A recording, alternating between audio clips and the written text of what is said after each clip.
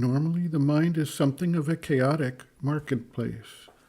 Sensations come in, feelings, emotions, ideas, all kinds of distractions arise, and the mind reacts and follows them willy-nilly until the next impulse moves it in another direction. The past arises as we review things that have occurred to us and ruminate over what that means. In some cases, we obsess over something someone has said or done, and we repeat thoughts over and over again. The future enters our minds as we focus on something we would like to do, intend to do, or on some possible outcome that we fear or hope for. The present impinges on us with the constant flow of sensations and impressions that demand our mind's attention. Even when we are relatively focused on a project or task, oftentimes thoughts intervene to reflect on something in the past, or we may get distracted by sounds or sights in our environment, or we may experience a pang of hunger or feeling of thirst, and interrupt our concentration on the task to attend to these feelings.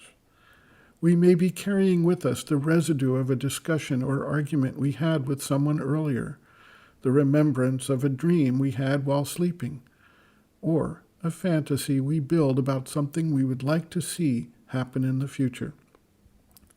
We do not normally even pay attention to all the mind's activity because it is just the normal way things function.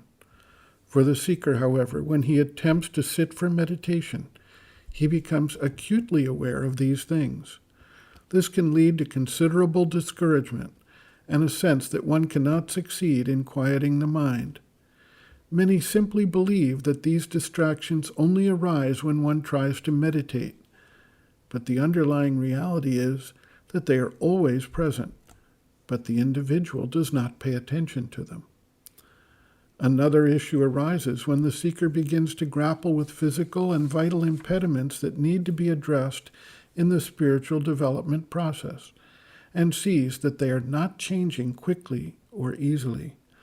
This can lead to mental perturbations and can act as a further source of anxiety, worry, or constant mental processing, even as he tries to solve the embedded issues and habits of human nature in what turns out to be unrealistic time frames and methods. Eventually, the seeker can, through repeated attempts, bring a measure of quietness to the mental process. There are a number of different methods that have been tried, and it is up to the seeker to determine which method is suitable for him. Swami Vivekananda in Raja Yoga describes the link between the breath and the flow of mental ripples in the mind stuff.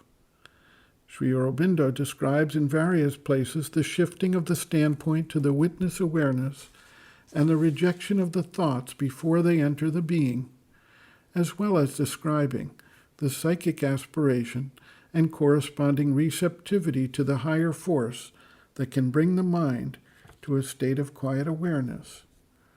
Seekers also find that the force can bring with it a state of solid peace, even a state of silence of the mind. The experience of the spiritual force descending and overriding the normal mental process is reported by many who practice the integral yoga. While this experience does not generally last indefinitely, it shows the practitioner that such a state of awareness is possible. Sri Aurobindo notes, quote, "Silence is always good, but I do not mean by quietness of mind entire silence.